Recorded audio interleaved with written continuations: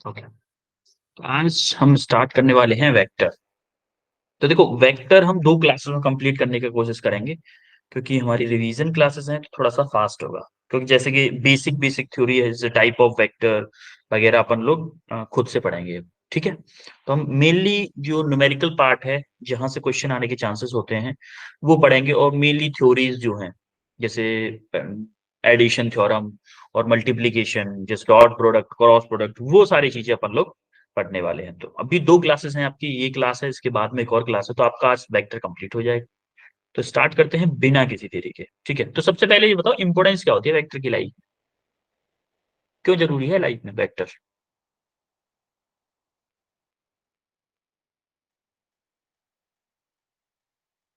अच्छा, फर्स्ट वाली इमेज से जो बंदा खड़ा हुआ है रोड पे, उसके पीछे क्वेश्चन मार्क लगा हुआ है, क्या मतलब है इसका? कोई समझ आएगा? बताएगा कोई? किसी को कुछ आइडिया हो रहा हो? कुछ भी, एनीथिंग। फिर किस रास्ते पे जाना है वो सोच रहे हैं। किस साइड जाना है वो सोच रहा है, बिल्कुल सही बात है। देखो, उसको ये डाउट है कि चलना है, मतलब मान लो चलना है इसको, तो मान लो 2 मीटर पर सेकंड से चलेगा। मान लिया 1 मीटर पर सेकंड से, मान लो चलो 1 मीटर पर सेकंड की स्पीड से चलेगा, लेकिन जाना किधर? स्पीड मैग्नीट्यूड तो वेलोसिटी का डिफाइन हो गया, लेकिन डायरेक्शन डिफाइन नहीं हुई। इधर जाना है या इधर जाना है या इधर जाना है, नहीं पता। अगर मैं हर्ष से बोल दूं कि बेटा 2 मीटर पर सेकंड की वेलोसिटी से दौड़ना शुरू कर दो, तो हर्ष का सबसे पहला क्वेश्चन क्या होगा? सर किधर, किधर दौड़ना है मेरे को? यस। सबसे पहला क्वेश्चन यही होगा। तो इंपोर्टेंस देख पा रहे हो कि अगर हमारा ओनली स्केलर चीज बता पा रहे हैं, तो हम डायरेक्शन बिना कुछ कर ही नहीं पा रहे। टारगेट जो हमारा मेन पॉइंट है, जहां हमें पहुंचना है, वहां पहुंच ही नहीं पा रहे। तो हमारा मैग्नीट्यूड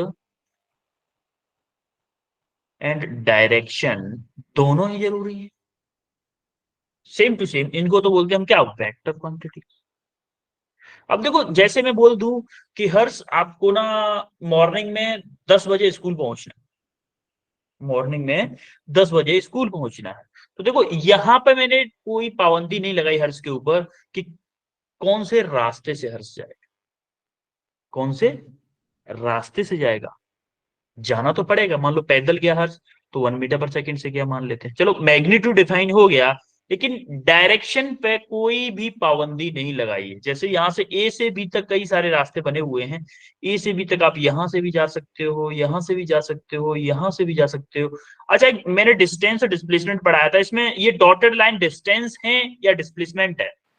डिस्टेंस। यस, ये जितनी भी डॉटेड लाइन है, ये और ये तीनों की तीनों डॉटेड लाइन क्या है? डिस्टेंस। और ये क्या है? डिस्प्लेसमेंट। डिस्प्लेसमेंट। डिस्प्लेसमेंट। यस, ये डिस्प्लेसमेंट है। तो आपकी डायरेक्शन बहुत ज्यादा इंपॉर्टेंट होती है अपनी डेली लाइफ में। ठीक है भाई। अब देखो, फिजिकल क्वांटिटी जो हमने फर्स्ट चैप्टर में यूनिट्स एंड मेजरमेंट में 2 टाइप की एक्चुअली फिजिकल क्वांटिटी पढ़ी थी हमने। फिजिकल क्वांटिटी हमने 3 टाइप की पढ़ी थी, डायरेक्ट और फंडामेंटल और सप्लीमेंट्री। और एक्चुअली फिजिकल क्वांटिटी एक और टाइप होता है जिसको हम बोलते हैं scalar and vector. Scalar quantity क्या होती है? स्केलर क्वांटिटी होती है जिसमें मैग्नीट्यूड होता है, डायरेक्शन नहीं होती।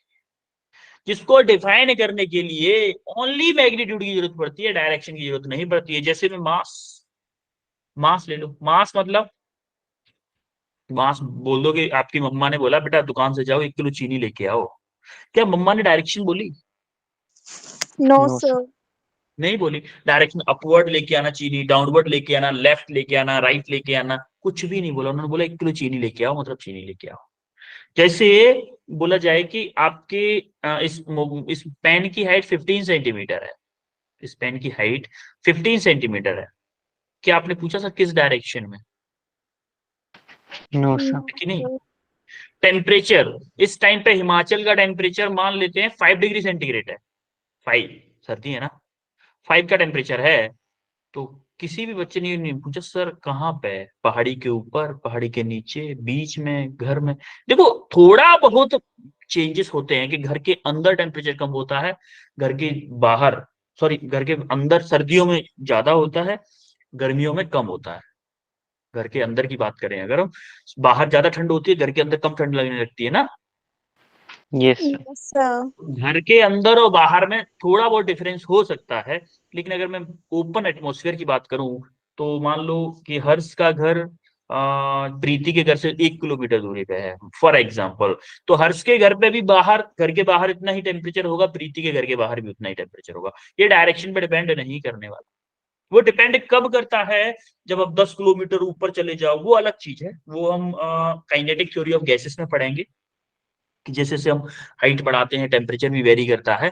लेकिन अभी हम नॉर्मल कंडीशंस में देखें डेली लाइफ में, तो हमारे physical quantities, scalar quantities only on magnitude की डायरेक्शन पता जरूरत पड़ती है, ओनली ऑन स्केलर क्वांटिटीज के। और वेक्टर क्वांटिटीज के लिए magnitude as well as direction दोनों की जरूरत पड़ती है, जैसे फोर्स, वेलोसिटी, एक्सेलरेशन, डिस्प्लेसमेंट।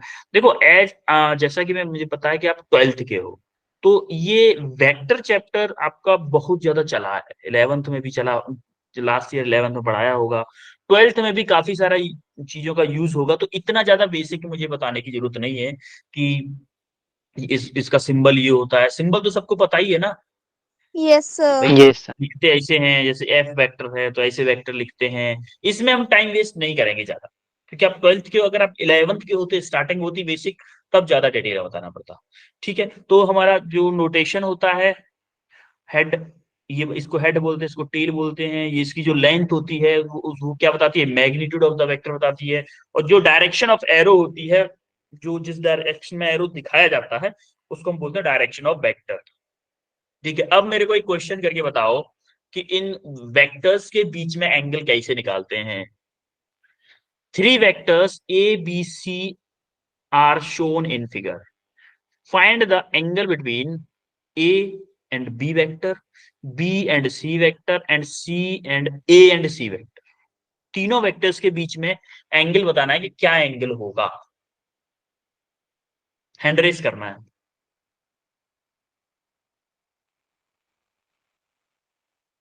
देखो क्वेश्चन इसलिए करवाया जा रहा है क्योंकि आप इसका बेसिक ऑलरेडी पढ़ चुके हो, तो ज्यादा डीप में हम बेसिक में नहीं जा रहे हैं, जो मेन मेन चीजें हैं उन्हीं को बताया जाएगा।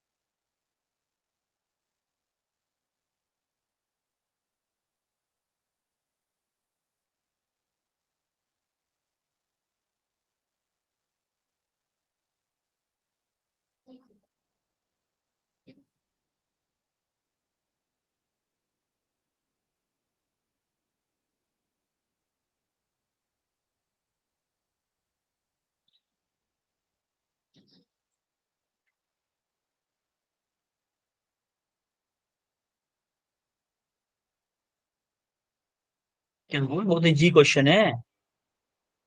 आप सोच रहे होंगे सर ने कुछ थ्योरी बताई नहीं इससे रिलेटेड। टेल टू टेल मिलाओ, जो वेक्टर्स की जरूरत है उनको टेल टू टेल मिलाओ और उनके बीच का एंगल में बता दो। हेड टू हेड मिला दो या टेल टू टेल मिला दो, तो उनके बीच का एंगल आ जाएगा, दो वेक्टर्स के बीच का।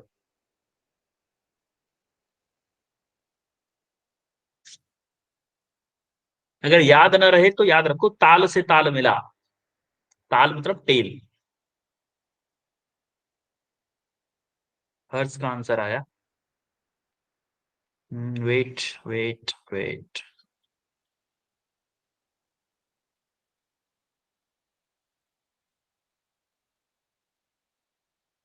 दो बच्चों का आंसर आया भाई।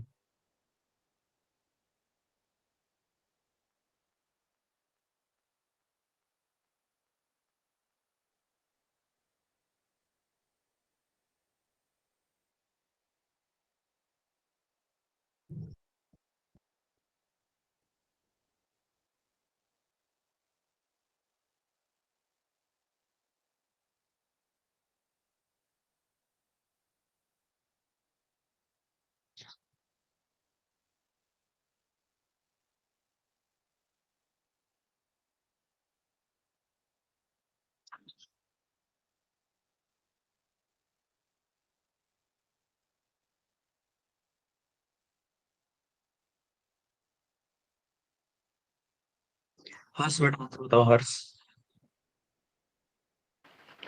ए और बी के बीच में 60 डिग्री होगा, बी एंड सी के हम्म, बीच में 15 डिग्री और ए एंड सी के बीच में 75 डिग्री। तुम्हारी। सर ए और बी के बीच में 60 और बी और सी के बीच में 15 और ए और सी के बीच में 75। ओके। आकांक्षा। आकांक्षा शर्मा। सर अंशिका। हाँ sorry sorry sorry, Anshika Anshika. Sir sorry. A और बी के बीच में 60 डिग्री, बी और सी के बीच में 15 डिग्री और ए और सी के बीच में 75 डिग्री। ओके। रिया चंदेल। सर सेम है। Okay okay okay. चार बच्चों का आंसर आया और चारों का करेक्ट आया। वेल डन, वेल डन बच्चों, बहुत अच्छे। देखो हमारा एंगल बिटवीन टू वेक्टर्स निकालने का रूल क्या होता है, हमें ताल से ताल मिलानी होती है। ताल से ताल को याद रखो बस। जैसे ए वेक्टर है, मुझे चाहिए पहले ए और बी के वेक्टर, पहले ए को बना लेते हैं भाई चलो।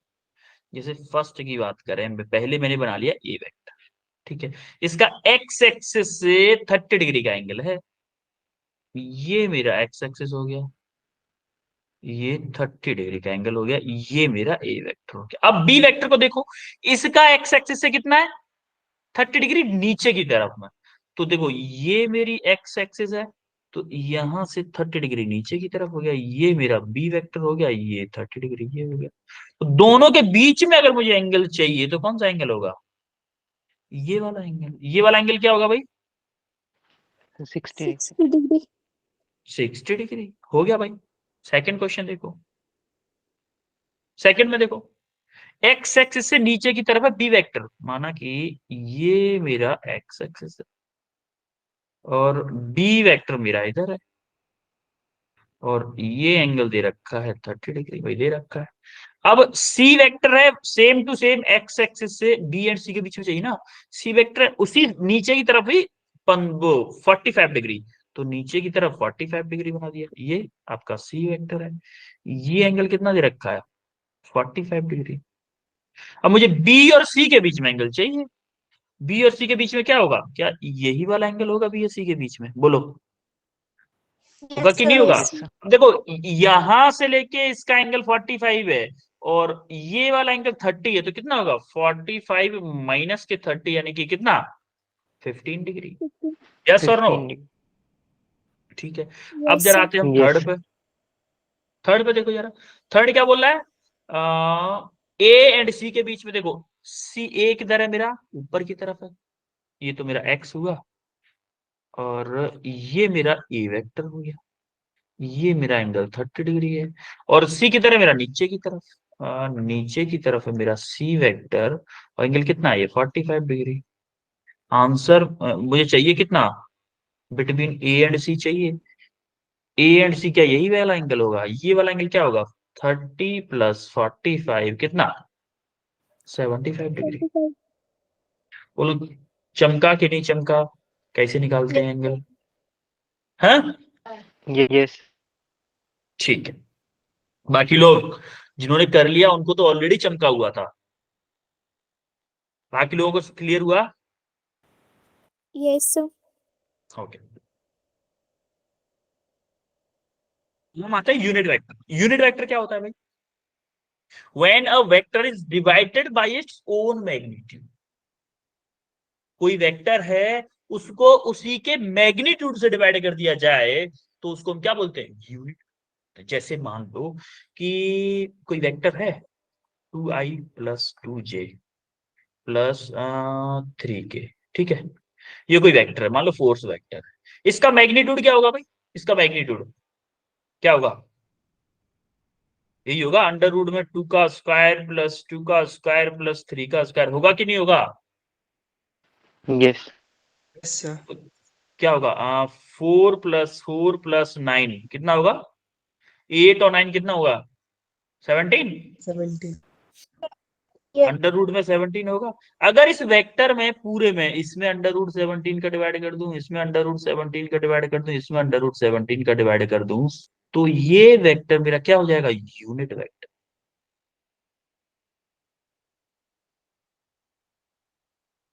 अगर मैं इसका मैग्नीट्यूड निकालूंगा तो फिर क्या आएगा, 1 आएगा। हर एक यूनिट वेक्टर का मैग्नीट्यूड क्या होता है, 1 होता है। आ रही बात समझ में? और जो आई जे के जो डायरेक्शन, जैसे आई को मैं क्या बोल सकता हूँ, आई भी मेरा यूनिट वेक्टर है, किस डायरेक्शन में, एक्स डायरेक्शन में। जे क्या है, मेरा unit vector in Y direction. K क्या है, मेरा unit vector in Z direction. तो इसका रिप्रेजेंटेशन क्या होता है कि unit vector equal to A vector, मान लो कोई ए वेक्टर है, A vector divided by its magnitude. देखो मैग्नीट्यूड को या तो हम ये लिख सकते हैं, या इसको हम ये भी लिख सकते हैं ओनली, ये मैंने ये भी लिख सकते हैं, ये बोल सकते हो। तो इसकी रिप्रेजेंटेशन क्या है कि अगर कोई वेक्टर ए है, उसके वेक्टर फॉर्म में उसके मैग्नीट्यूड का डिवाइड अगर मैं कर दूं तो मेरा क्या होता है, यूनिट वेक्टर। आ रही बात समझ में? बोलो। Yes sir. यस। ठीक है। Yes sir. हमेशा एक चीज याद रखनी, यूनिट वेक्टर का मैग्नीट्यूड क्या होता है, the magnitude of unit vector is 1 unit, हमेशा 1 होता है। कभी भी यूनिट वेक्टर की बात कर रहा है, इसका मतलब उसका मैग्नीट्यूड हमेशा 1 होगा।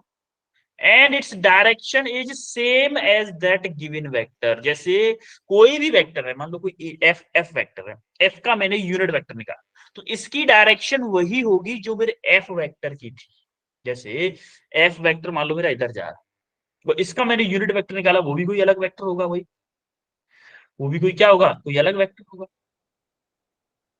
मान लो मेरा एफ वेक्टर जो है यूनिट वेक्टर एफ का यूनिट वेक्टर जो होगा वो मान लो ये है, तो उसकी डायरेक्शन और एफ की डायरेक्शन दोनों की सेम डायरेक्शन होगी, दोनों सेम डायरेक्शन में लगेंगे, अलग डायरेक्शन नहीं होगी। डायरेक्शन दोनों की सेम होगी, लेकिन यूनिट वेक्टर का से मैग्नीट्यूड 1 होगा। बोलो शंका। Yes sir. Yes yes yes sir. Resolution of vectors क्या है, रिजोल्यूशन ऑफ वेक्टर्स। थ्योरी नहीं बता रहा मैं, डायरेक्ट क्वेश्चन से समझाऊंगा। ये क्वेश्चन करो पहले, रिजोल्व करो इस 2 kg फोर्स को, जो प्लेन है उसके अलोंग कौन सा कंपोनेंट आएगा इस वेट का, इसके 2 kg के वेट का, और परपेंडिकुलर टू द प्लेन ऐसे करके कौन सा वेट आएगा, कौन सा कंपोनेंट आएगा। देखो इस टाइप के काफी सारे क्वेश्चन किए हैं ऐसे काफी बार, 12th में भी हमने, 12th की फिजिक्स से पढ़ी थी, उस टाइम पे भी हमने ब्रेक किया था इसको। अब करो एक बार और, रिजॉल्व करना है सिर्फ। 2 kg मास है, उसका वेट लगेगा कितना, वर्टिकली डाउनवर्ड, कितना, 2g। 2g का कंपोनेंट बनाना है, पैरेलल टू द प्लेन क्या होगा, परपेंडिकुलर टू द प्लेन क्या होगा। इसी को हम बोलते हैं रिजोल्यूशन ऑफ वेक्टर्स। वो मैं बताऊंगा, टॉपिक है एक्चुअली में, मैंने क्वेश्चन के थ्रू ही समझा देंगे क्योंकि टाइम कम है अपने पास।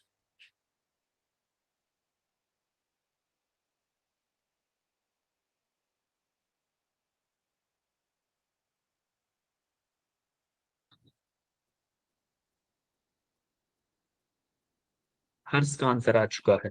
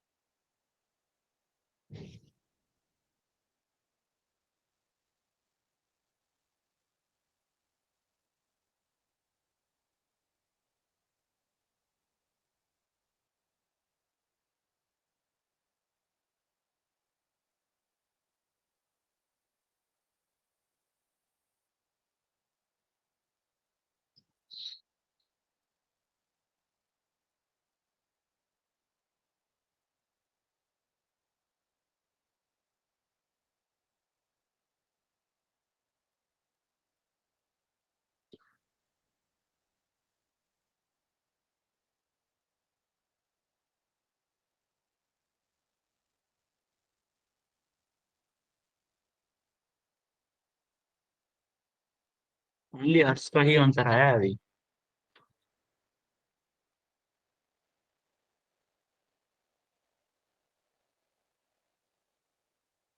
तो बच्चों का आंसर आया।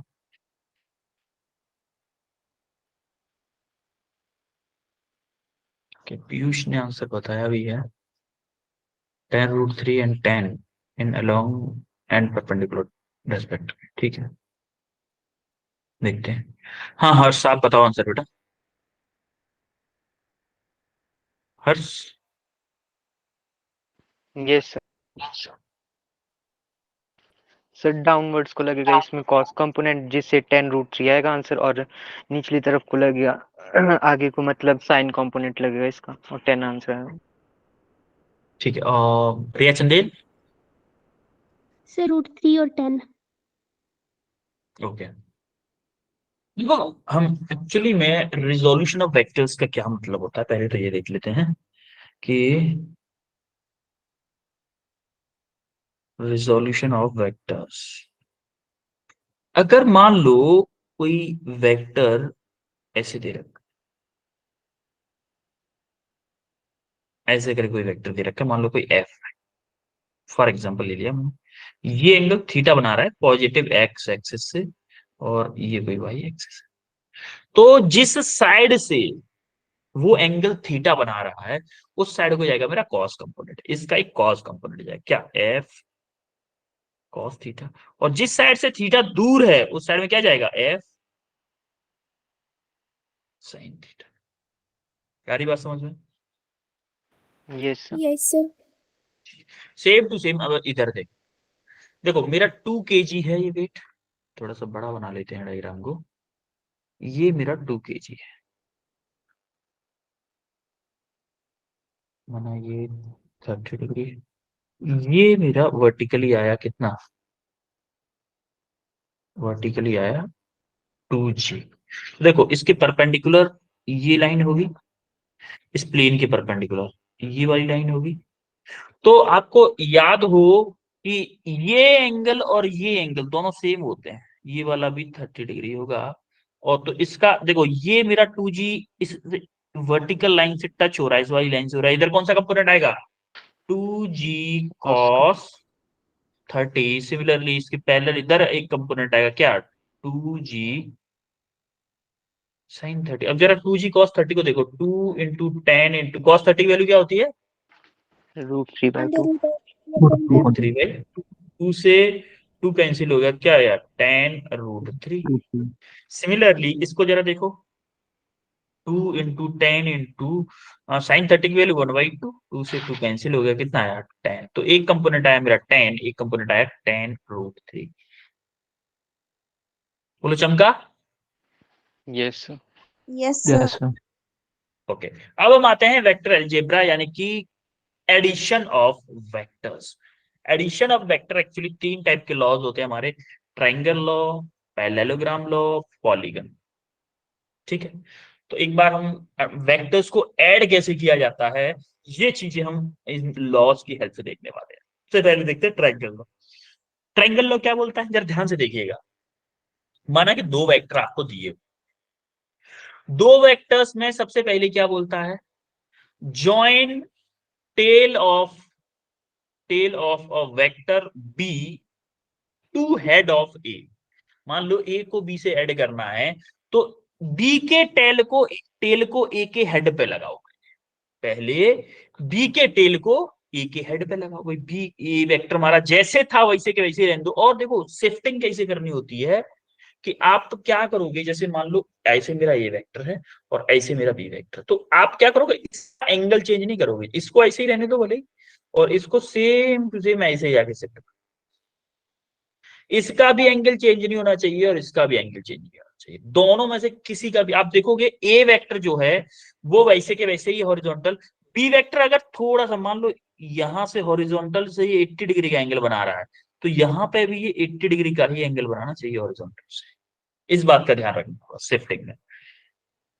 तो इस वेक्टर को उठा के सेम टू सेम हमने यहां पे चिपका दिया।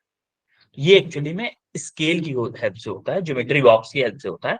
लेकिन कभी कभी यहां से क्वेश्चन पूछ लेता है, थ्योरेटिकल क्वेश्चन पूछ लेता, तो हमें ये पता होना चाहिए कि हम करते कैसे। तो हमने पहले क्या किया, बी वेक्टर को ए वेक्टर के बी के टेल को बी ए के हेड पे रखा। जैसे हमने रखा, तो अब देखो हम अगर इसको ज्वाइंट कर दें, इसको कंबाइंड कर दें, तो क्या ट्रायंगल बन जाएगा, यस सर। है कि नहीं? तो एक्चुअली में जो क्लोजिंग साइड होती है उसको हम क्लोज कर देते हैं, तो वो हमारा आता है रिजल्टेंट वेक्टर। वो क्या आता है, रिजल्टेंट वेक्टर आता है। रिजल्टेंट वेक्टर मतलब इन दोनों वेक्टर्स को अगर हम ऐड करें, तो उनका सम क्या आएगा, ये बताता है ये वाली AC साइड जो है।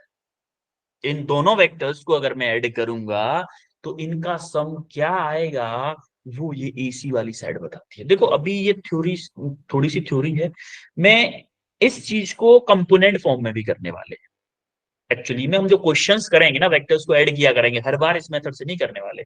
ये तो तब है जब एग्जाम में क्वेश्चन आ जाए ट्रायंगल लॉ का स्पेशली बोल के, तब। अदरवाइज इस लॉ को हम छूने वाले नहीं है। तो दो वेक्टर्स को फर्स्ट के हेड पे दूसरे के टेल को रखा और जो क्लोजिंग साइड है उसको बंद कर दो, तो वो जो क्लोजिंग साइड है वो क्या बताती है आपका, resultant, resultant of two vectors. दोनों वेक्टर्स का वो रिजल्टेंट बताती है, भैया ऐड होके इतना मैग्नीट्यूड या इतनी इस डायरेक्शन में हमारा वेक्टर। बोलो चमका। Yes, sir. sir. Same to same हमारा आता है पैरेललोग्राम। देखो डेरिवेशन हम करने वाले नहीं है, इसका फॉर्मूला देखेंगे और क्वेश्चन करेंगे। तो पैरेललोग्राम क्या कहता है, पैरेललोग्राम सेम कहता है, लेकिन पैरेललोग्राम एक रूल चेंज करता है। पैरेललोग्राम कहता है ताल से ताल मिला भाई, ताल से ताल मिला पैरेललोग्राम में। उसने बोला कि टेल से टेल मिलाओ, अगर मुझे दो वेक्टर ऐड करने हैं तो टेल से टेल मिलाओ, टेल से टेल मिलाया।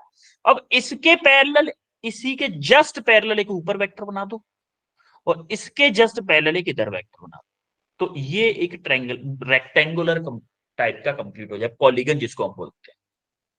पॉलीगन मतलब रेक्टेंगल तब बोलेंगे ना साइड अलग हो, तो ये टेढ़ा मेढ़ा भी हो सकता है। तो इसके सेम ये वेक्टर है और इस AD के सेम ये BC वेक्टर है। तो इसका मैग्नीट्यूड, ये भी AD वेक्टर है, ये भी AD वेक्टर है, ये AB वेक्टर है, ये भी AB वेक्टर है।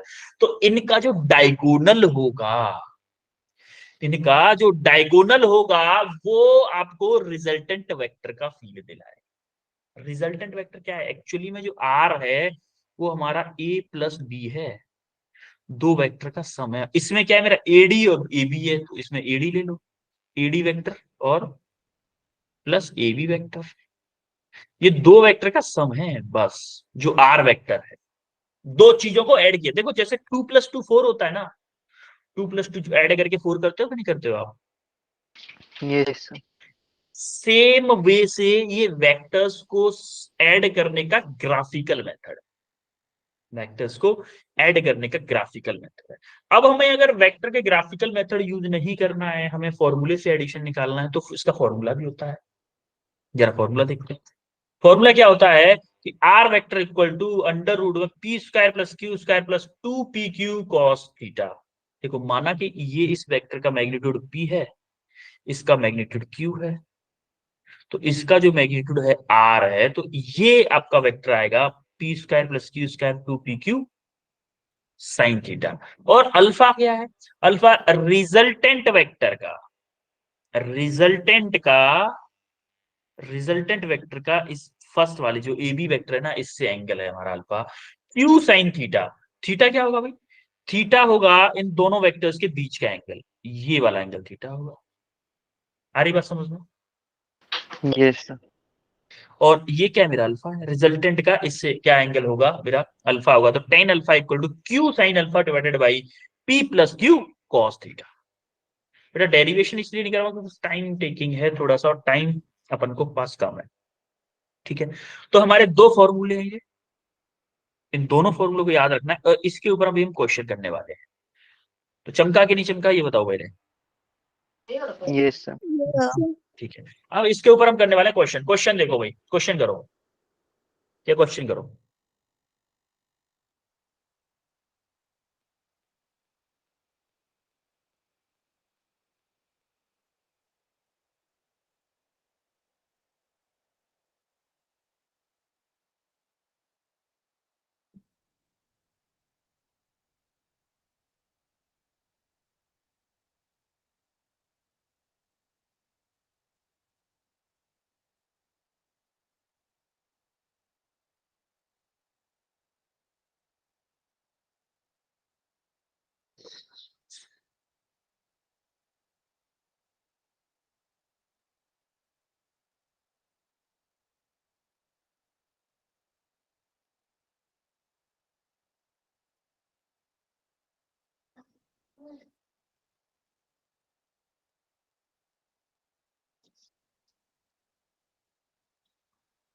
एक बच्चे का आंसर आया भाई।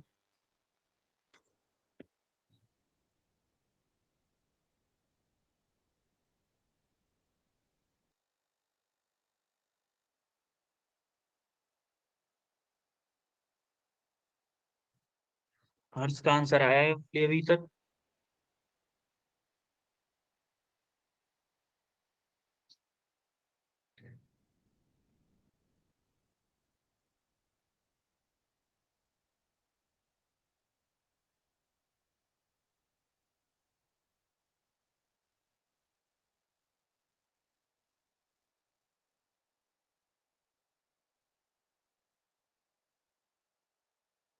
If the magnitude of a resultant of two vectors equal to the magnitude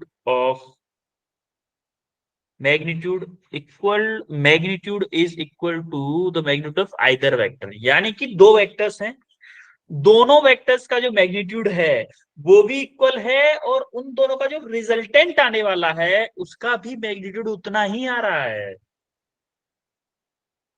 उतना ही आ रहा है। तो उन दोनों के बीच में उसने क्या बोला है, एंगल बताओ भाई, एंगल बताओ उन दोनों के बीच में, ये पूछा उसने।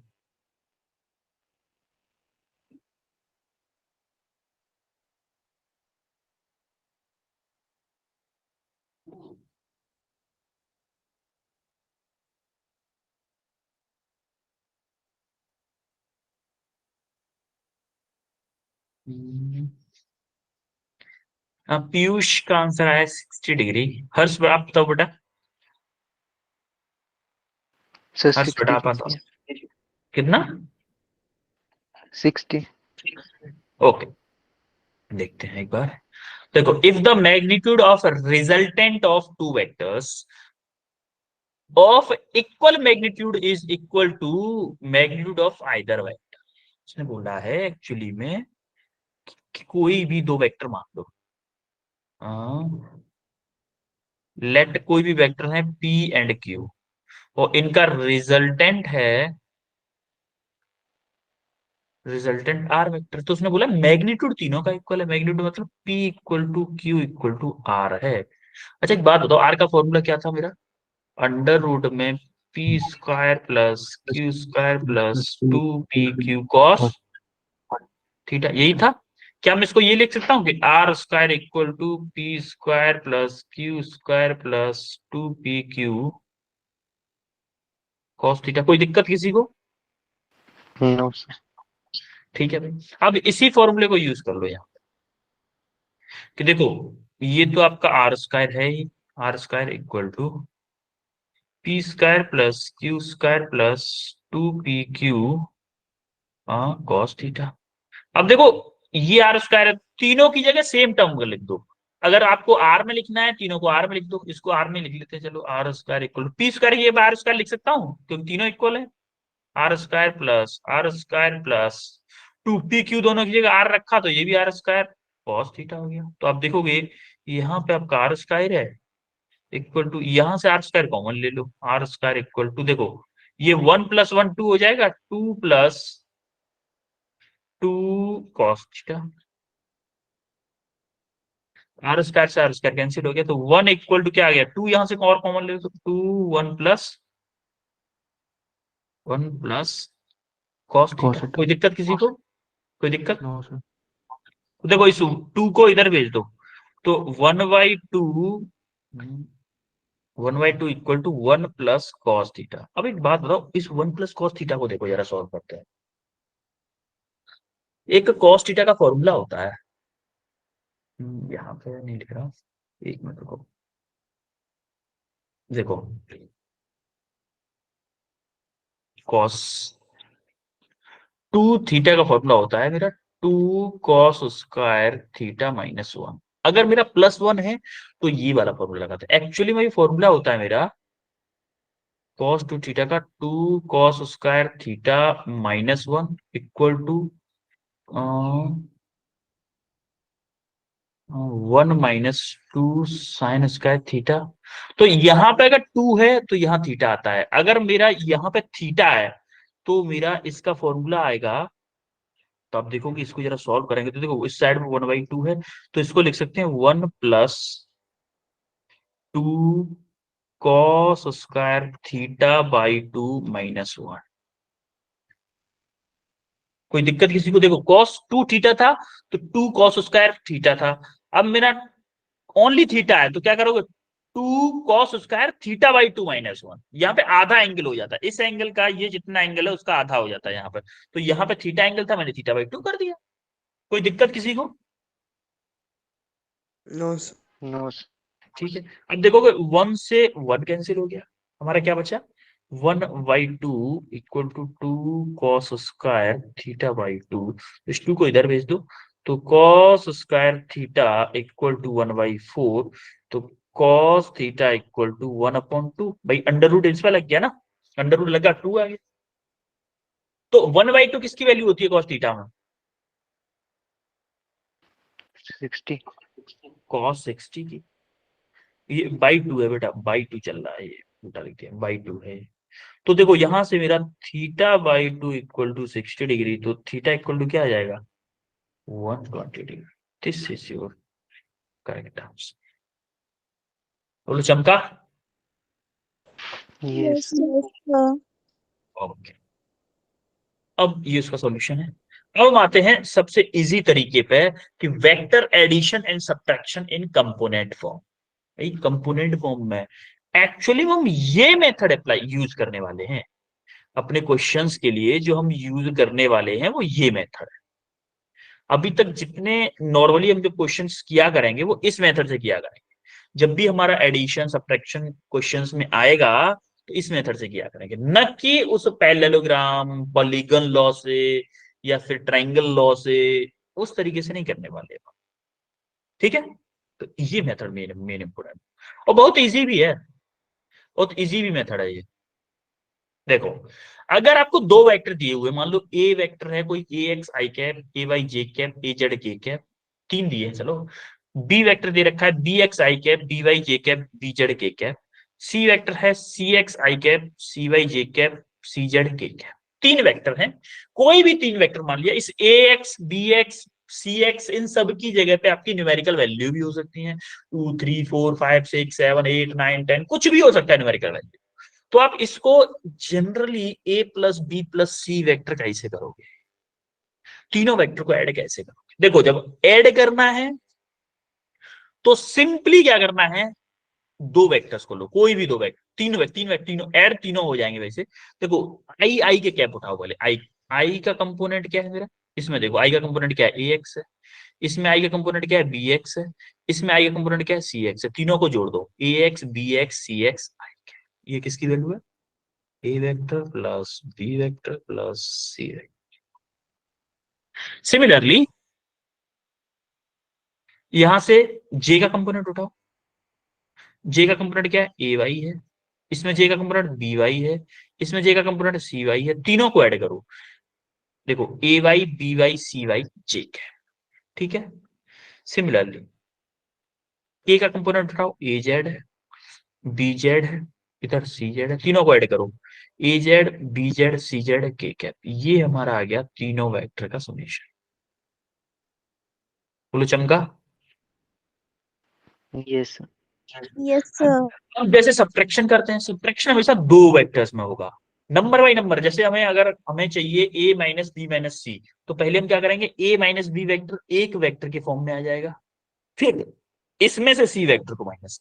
अगर हमें चाहिए तो, अगर हमें दो वेक्टर्स का चाहिए तो माना कि हमने A वेक्टर और B वेक्टर को मान लिया, A और B वेक्टर को माना, तो आप देखोगे, जैसे मैं लिख लेता हूं, मैं यहाँ पर A वेक्टर है मेरा AX i cap plus AY j cap plus AZ k cap. B vector है हमारा BX i cap plus BY j cap plus BZ k cap.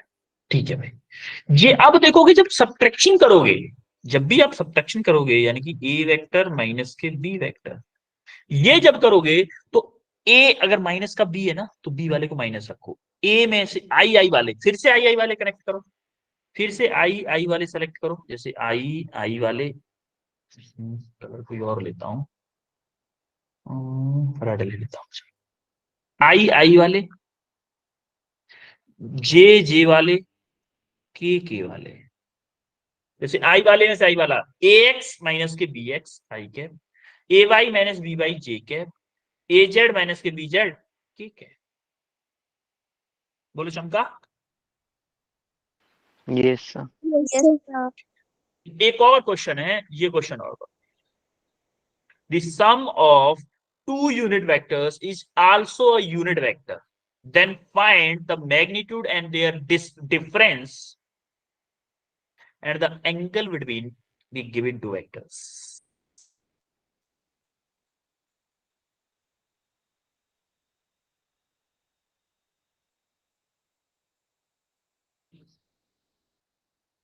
सम दो वेक्टर्स का क्या है, यूनिट वेक्टर है। तो हमें क्या डिफाइन कैलकुलेट करना है, उनका डिफरेंस कैलकुलेट करना है, और क्या कैलकुलेट करना है, उन दोनों के बीच का एंगल कैलकुलेट करना है। दोनों का मैग्नीट्यूड सम ऑफ मैग्नीट्यूड आपका क्या है, 1 है। यानी कि रिजल्टेंट वेक्टर आपको 1 दे रखा है, और मैग्नीट्यूड ऑफ बोथ वेक्टर्स, दो यूनिट वेक्टर बोला है ना, तो ए वेक्टर का मैग्नीट्यूड भी 1 है, बी वेक्टर का मैग्नीट्यूड भी 1 है, या फिर पी क्यू मान रहे हो तो पी वेक्टर का मैग्नीट्यूड 1 है, क्यू वेक्टर का मैग्नीट्यूड 1 है।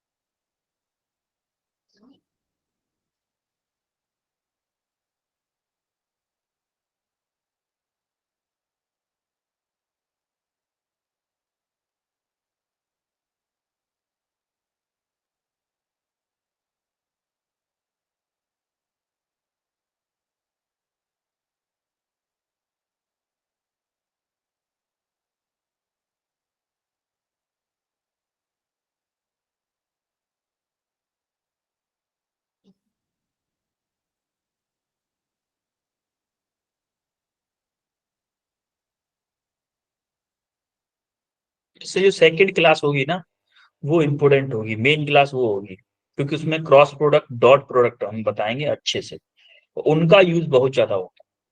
क्रॉस प्रोडक्ट, डॉट प्रोडक्ट, और उसकी डायरेक्शन कैसे निकालते हैं।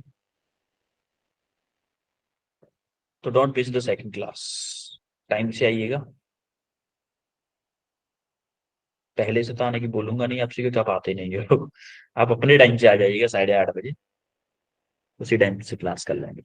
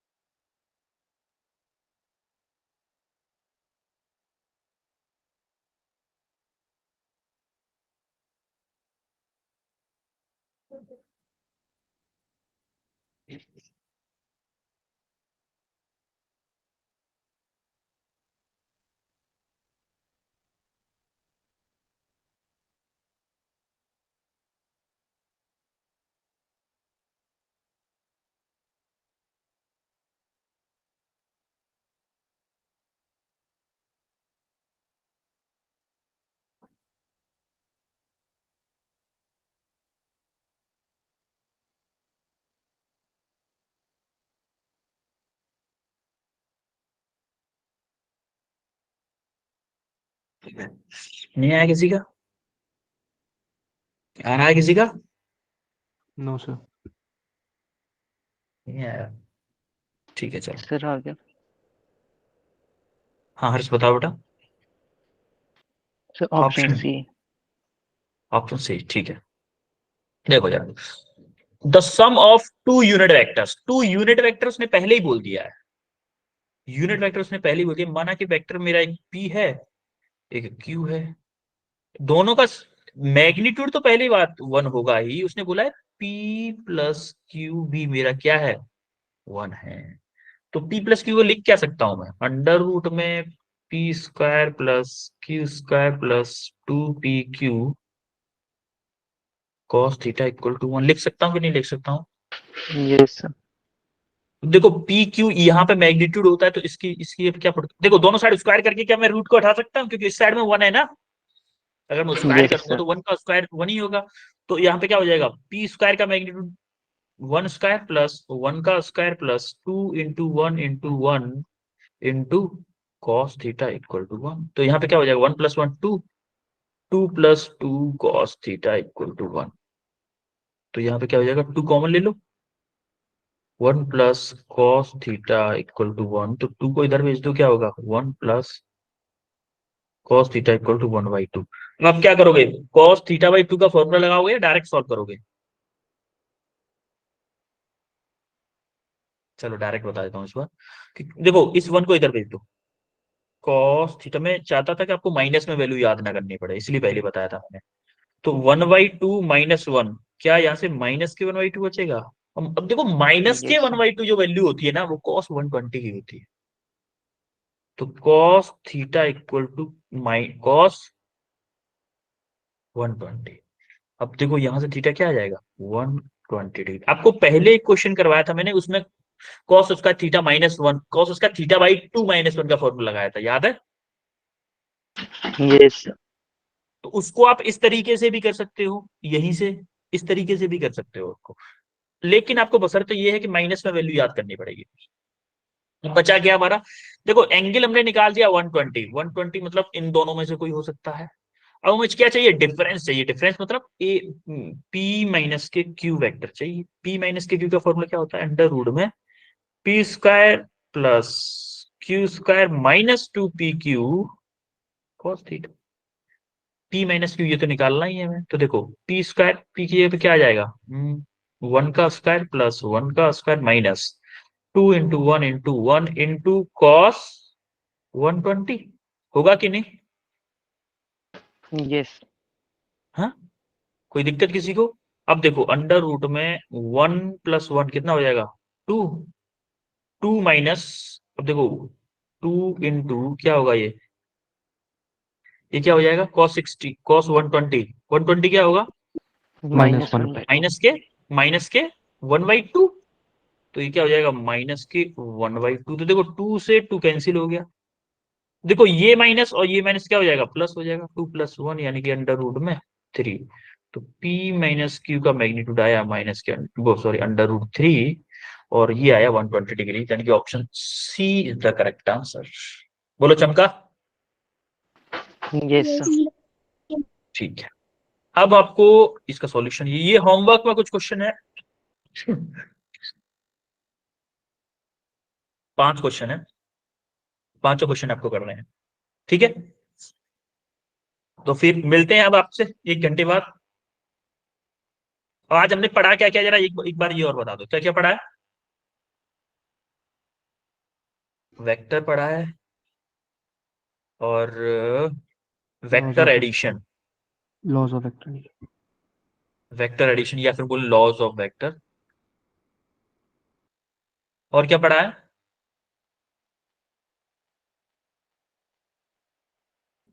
भाई रिजल्टेंट यही ऑफ तो पढ़ा है। क्या?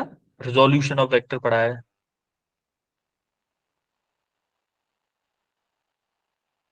और एडिशन हमने पढ़ा है। एडिशन भी तो पढ़ा है। Yes sir. और क्या पढ़ा है? और हमने क्वेश्चन किए हैं, यही किया है आज। यस कोई दिक्कत किसी को आज की क्लास में? No sir.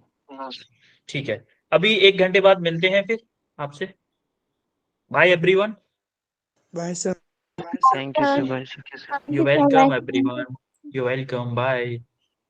Happy new year to all of you. Thank you sir, happy new year sir, belated. Happy new year, भूल गए थे पहले बोलना। सर वो वाला क्वेश्चन दिखाना एक बार, इसमें 2 kg का मास स्लाइड पे रखा था। कौन सा बेटा? सर जिसमें 2 kg का मास स्लाइड पे रखा था और फिर उसमें उसका रिजॉल्व किया था उसे वेक्टर्स के फॉर्म। हाँ, रिजॉल्व